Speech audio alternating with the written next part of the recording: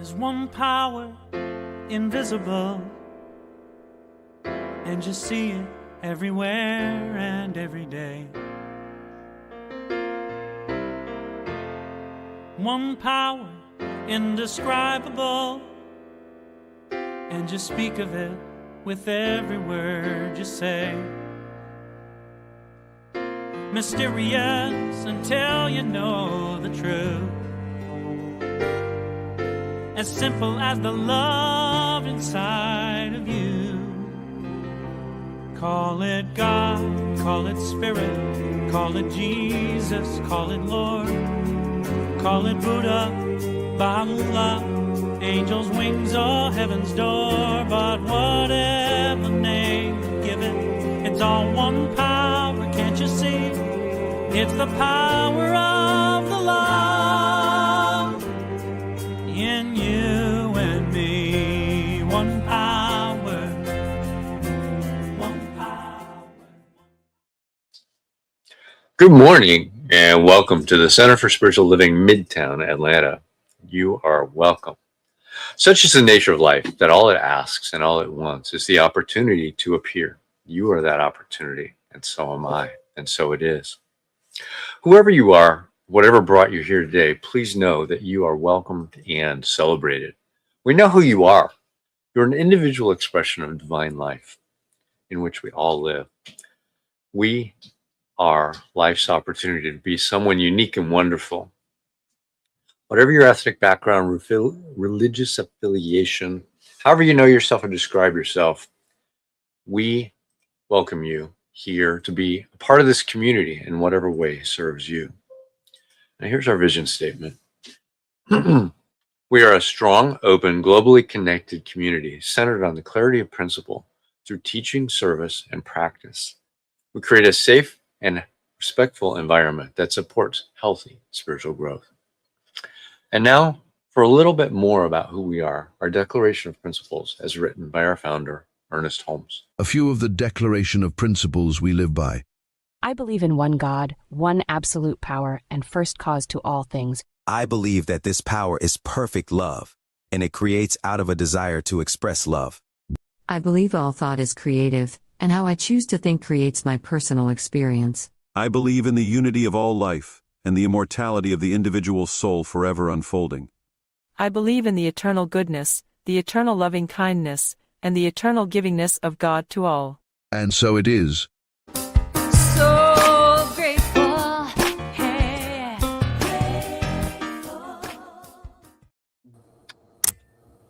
So a practitioner is someone who's demonstrated the ability to use spiritual practice and spiritual laws to bring about great changes in their lives, and they've demonstrated that they know how to bring about spiritual changes in others when asked.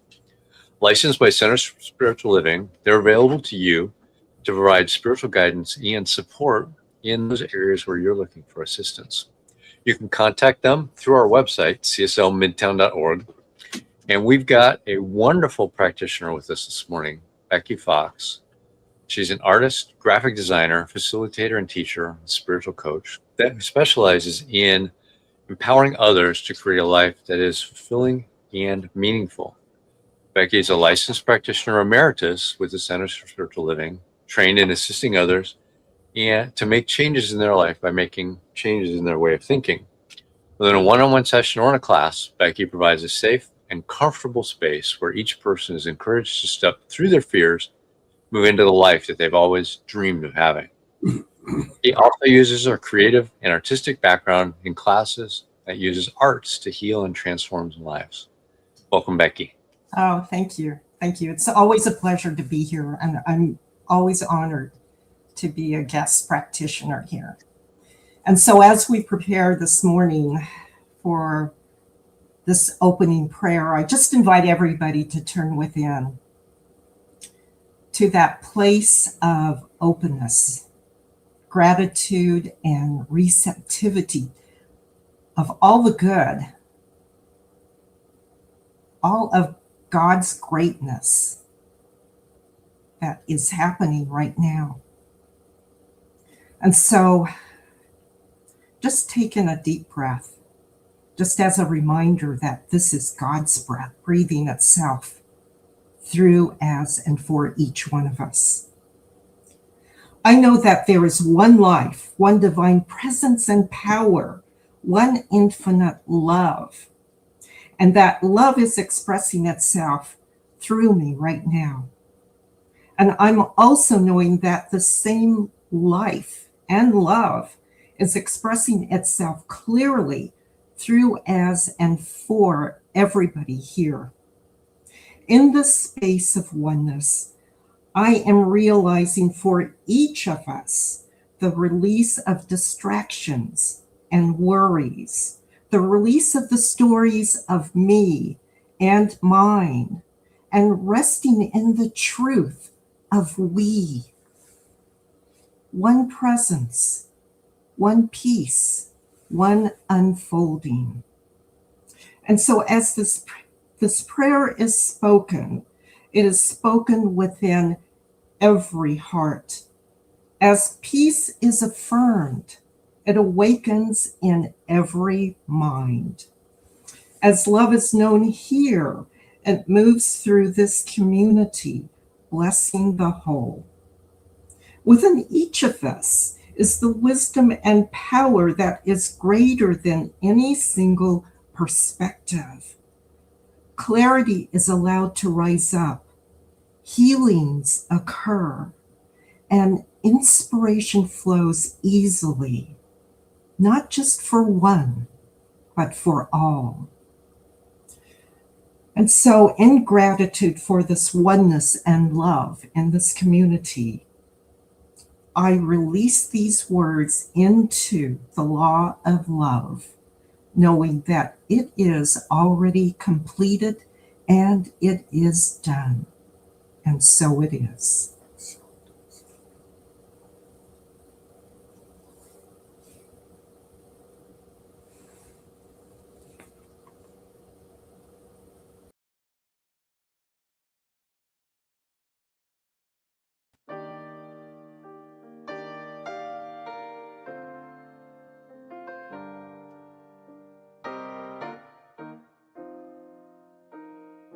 I've never understood how you turned out so good with all that you've had to endure. No one expected you to make the best of you. The deck stacked against you, for sure. The more that I learn, the more I admire how you never got burned being forged in the fire. 'Cause an ordinary mortal would have quit by now. With a life like a field full of mines, you're human, I know, made of muscle and bone. But you must have steel in your spine. You never talk about when you first figured out that you'd have to go it alone. It breaks my heart to picture you, a child hiding out of you, so young to fight on my own. But still here you stand, and still here you are, igniting the world with your luminous heart. Yeah, an ordinary mortal would have quit by now. With a life like a field full of mines, you're human, I know, made of muscle and bone. But you must have steel in your spine, and that would explain how you never admit any pain. So let me just say that child has a lot to be proud of, but no longer needs to keep the world at bay. If you were mortal, you'd have quit by now. You've been counted out so many times. You're human like me.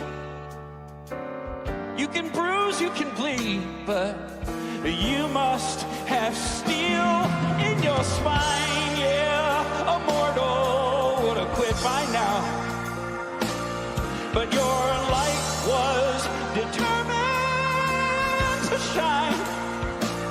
There's so much more than they see, a superhero to me. You must have steel in your spine. You must have steel in your spine.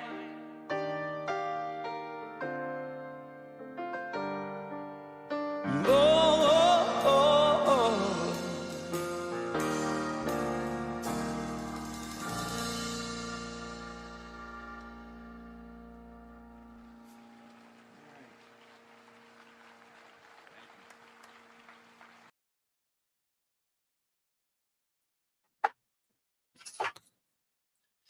It's my pleasure to introduce our speaker this morning, Reverend Dr. Ron Fox. He's been a motivational speaker and workshop facilitator for over 25 years.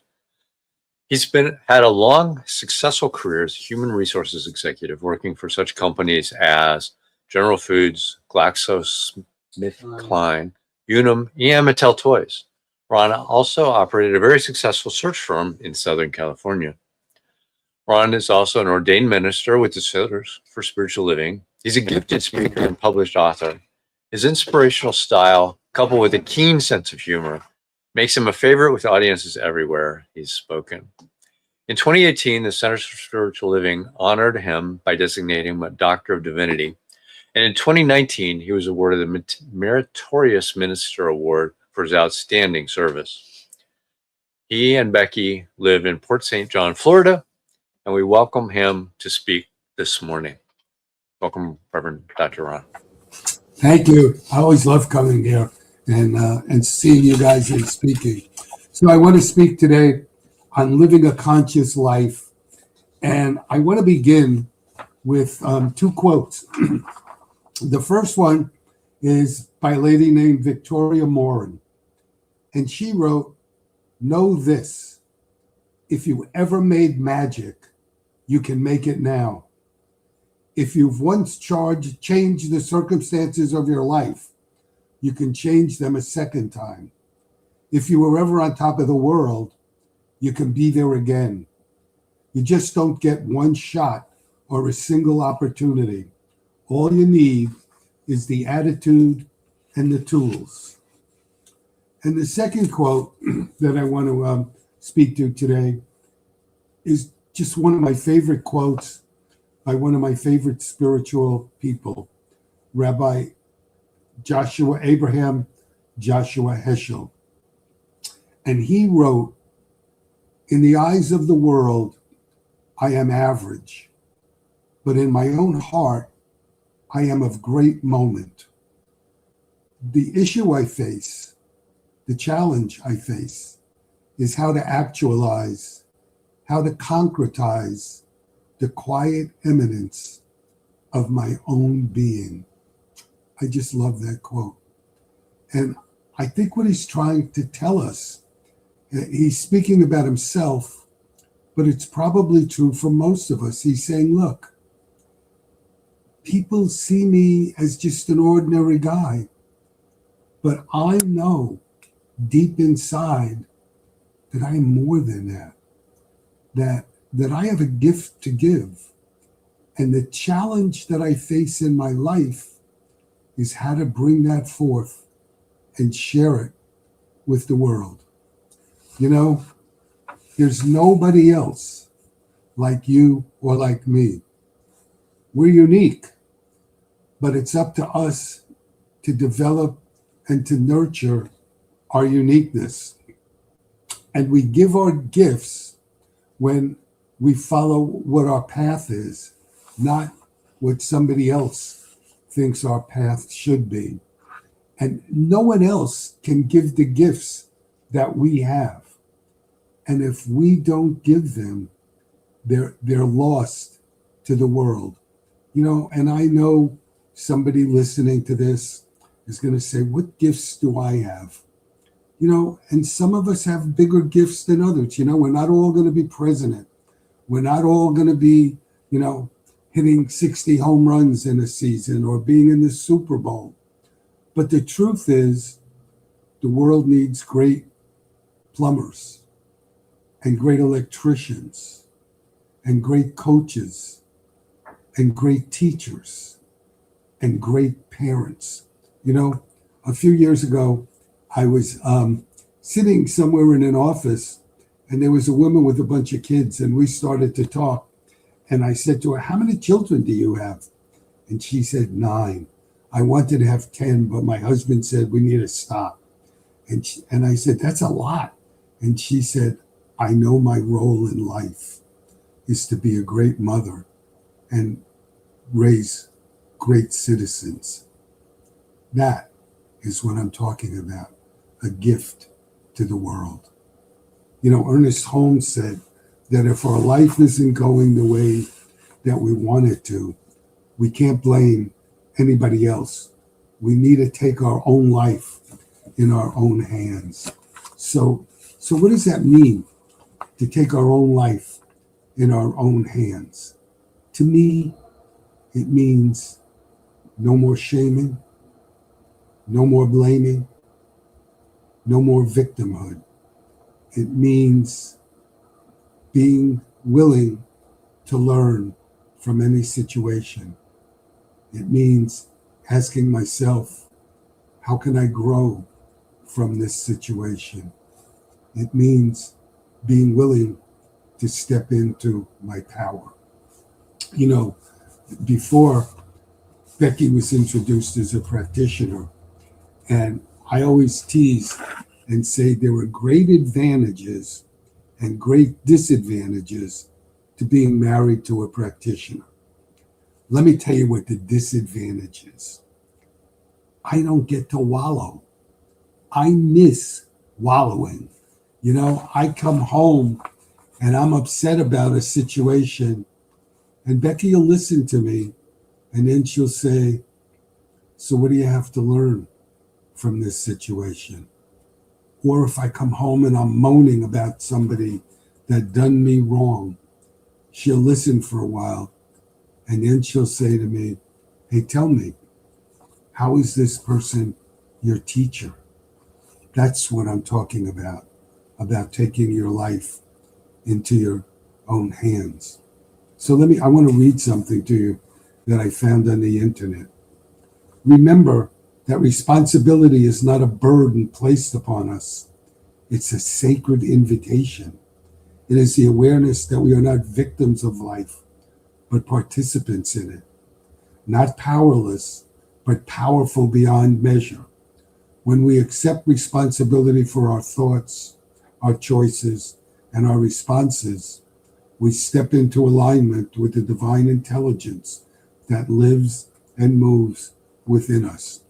I used to tell all my congregants, we are spiritual powerhouses. If we're willing to do the work, we can be, do, or have almost anything in our life. Let me just read one more paragraph. To be responsible is to respond from the highest knowing. It is to choose love over fear, wisdom over habit, faith over doubt. Each moment offers us a chance to begin again, to take ownership of our inner world, knowing that as we shift within, the outer world must follow. So I want to share with you a story from Dr. Rachel Remen. And she said at some point she was having a recurring dream. And the dream was that a daffodil bulb was planted in the ground, but a heavy rock was lying on it so it couldn't bloom. And she didn't know what this dream meant. So she went to a friend of hers who was a counselor, and the friend said, maybe the bulb and the daffodil are having a conversation, the bulb and the rock are having a conversation. Why don't you listen in? And so Rachel went home, and I guess she meditated on it. And this is the conversation she heard. The rock was saying to the daffodil, it's a dangerous world out there. Don't bloom. I'll protect you. And the daffodil was saying, but I must bloom. Blooming is my whole purpose for being alive. And the message is, don't let anybody stop you from blooming, from living the life that you're called to live. Only you can bloom the way you're supposed to bloom. Let me give you two examples. Rabbi Zusha is lying on his deathbed, and he's surrounded by his students, and he begins to cry. And one of his students says, Rabbi, are you afraid of dying? And he says, no. And the student says, are you afraid they're going to ask you why you weren't more like Moses? And he says, no, I'm afraid they're going to ask me, why weren't you like Zusha? Why didn't you live the life that you were given, the life you were supposed to live?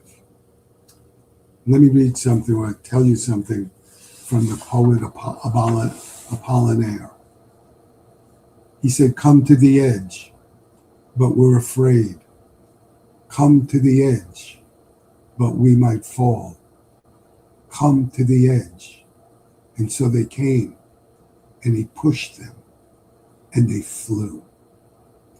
I think what he's trying to tell us is that sometimes it's risky and it's scary to plow new fields, to move beyond our comfort zone. But very often when we do, we find out we're more powerful and stronger than we ever believed. And we're like that because God is always, always with us. You know, we become what we think we are. And if we don't do that, that means that we're allowing other people's labels to define us. You know, Holmes said that an hour a day of meditating won't save you from the confusion of the world, but 51% of your thinking will. So a few years ago, Becky and I took a course from IONS, the Institute of Noetic Science, and the course was on conscious aging. And we actually had the ability to teach this class, which we haven't done, but keep threatening to do. And someday we will. And one of the articles that we were asked to read was titled, Who Do You Want to Be When You Grow Old? And the authors say that very often older people start to have regrets. They think, is this all I'll ever be? Where did the time go by? Wasn't I meant to be someone? And the authors say, look, the issue is that when we were young, we were living a different kind of life. We kind of put questions of purpose and meaning aside because most of us were busy earning a living and raising a family. But now that that's part of our life is complete, the question, who am I, becomes central to our life. You know, and the truth is that our roles as parent, as spouse, as neighbor, as friend, as teacher, I don't have to tell you, they are really important roles. But they aren't our purpose. Purpose is a mindset. to grow continually, to make a difference. Purpose is who we bring to what we do. Purpose is who we bring to what we do. So the authors of that article talk about living a default life. And what is living a default life? It's not being true to yourself. It's not being authentic. And they say, how do you end it? How do you end the default life? It's really simple, or it sounds simple anyway. Be yourself.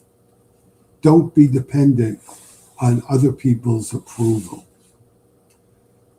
Dennis Merritt Jones is a CSL minister. Maybe a lot of you have heard him speak or read his books. He's a prolific author.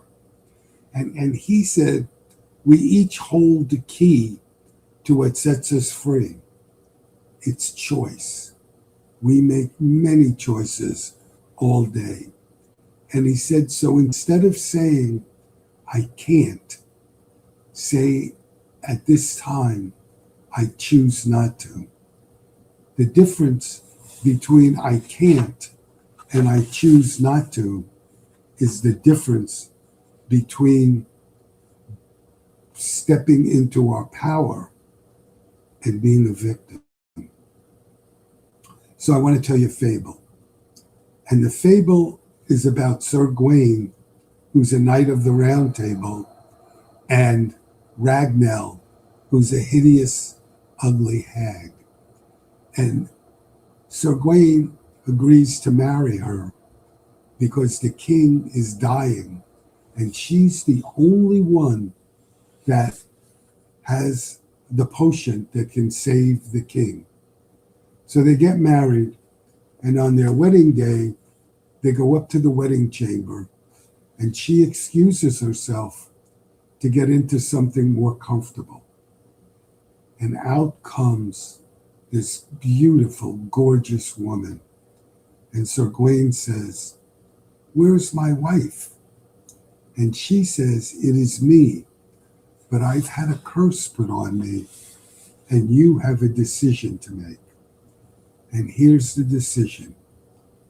Do you want me to look beautiful at night for your pleasure and ugly in the daytime where people will pity you? Or do you want me to look beautiful in the daytime and ugly at night where you'll get no pleasure? And his response is, you decide. It's not for me to choose. I want you to be the way you want. It's your choice. He gives her back her power. He doesn't decide her life for her. In effect, he says, it's your choice, not mine. And when he says that, the spell, the curse is broken, and she's beautiful all the time. In effect, what Sir Gawain did was make her responsible for her own life. So what could you do to begin letting go of a default life? Let's talk about 4 or 5 things. One is you could begin to ask questions. You know, when I've given you some, who am I? What is my purpose? What is my meaning for being here? You can make your own questions up. A second thing we can do is realize that sometimes it's going to be uncomfortable, but we can know that it's okay to be uncomfortable because God is with us. And when God is with us, we're powerful. We can know that others are going to react, and all we can do is bless them, send them on their path, and we stay on ours. Let me give you an example from my own life. When I decided to go into my own business, literally every one of my business friends said to me, you're going to fail. You're going to fail. And not only that, nobody's going to hire you when you go looking for a job because they're going to say, well, he stepped out of corporate life once. He probably didn't like it. Why should I hire him?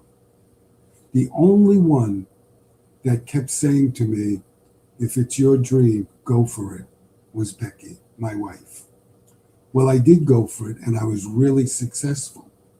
And I would have these same friends come to my office, or we'd go out to lunch, and they would say, oh, do I admire you? Do I admire you? And I realized what they admired was, for whatever reason, I was willing to overcome my fear and live the life I wanted, and they weren't. Something else we could do is we could start by taking small steps. Every little success breeds more success and more success. And lastly, we can remember we're doing exactly what we came here to do. You are the creator of your own existence. We need to let go of the masks and be the real us. And remember, life isn't a Halloween party. So let me close by reading this that I also found on the internet.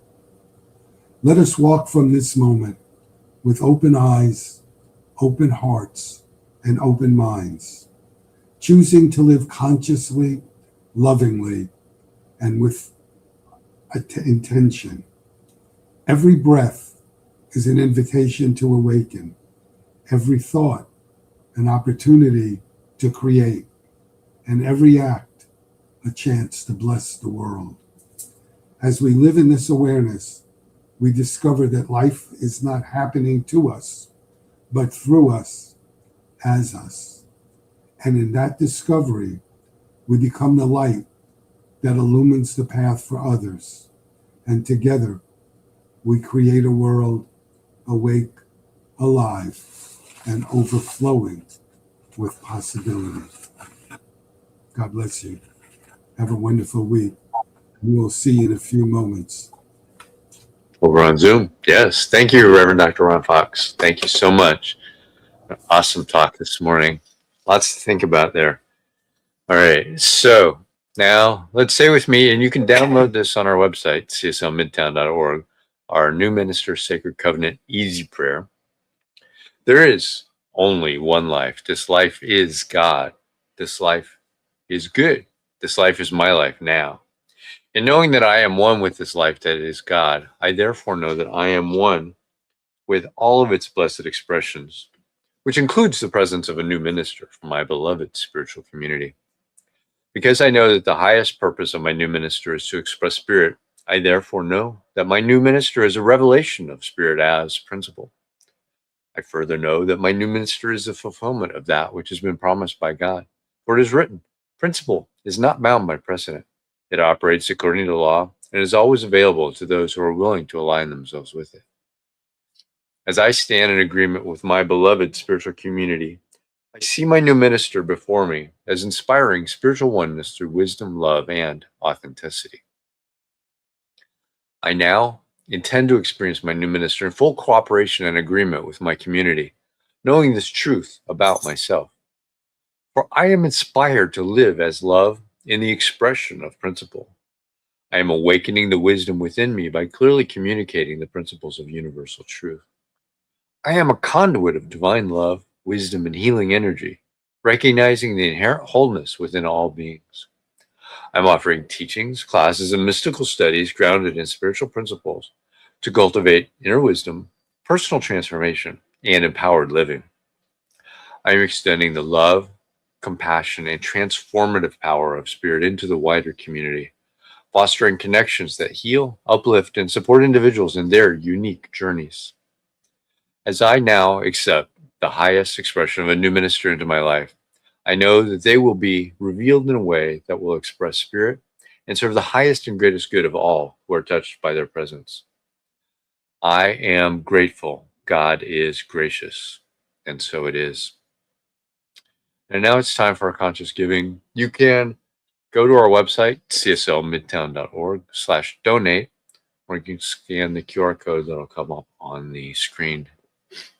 This is our affirmation of prosperity, and we are glad for each one of you who comes either in person on Sundays, online, sees us on Facebook or YouTube.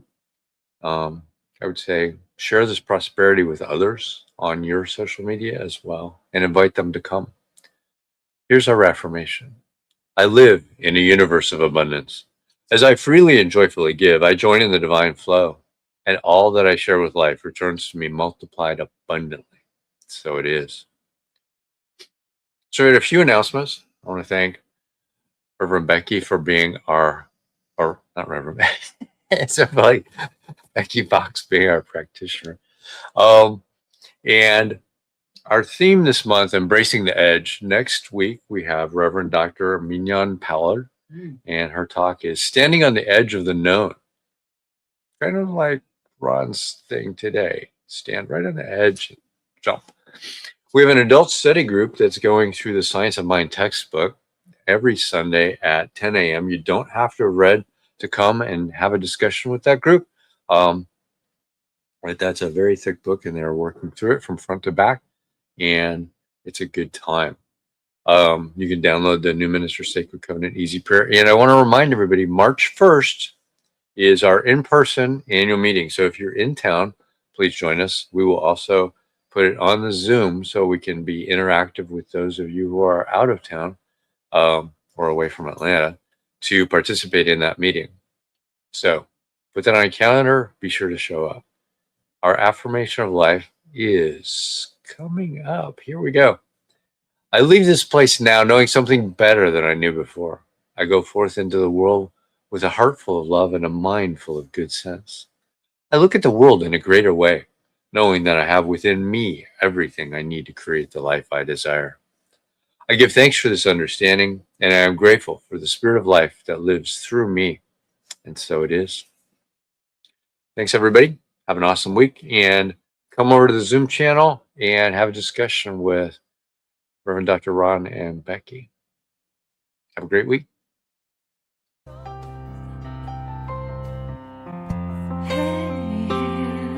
I'm so grateful.